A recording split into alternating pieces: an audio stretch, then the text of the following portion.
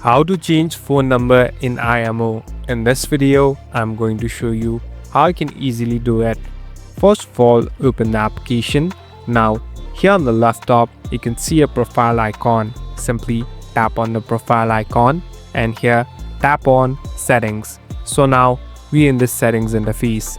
Here you can find different options and can even customize it. Here there's a section of account and security. Simply tap on it and here select change phone number. So basically this is the place where you can change your phone number. Here enter a new phone number that you want to add.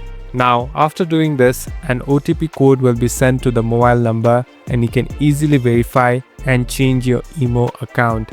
At last you can use the same SIM and you're all set to go. Thank you for watching this video. I hope this video will help you.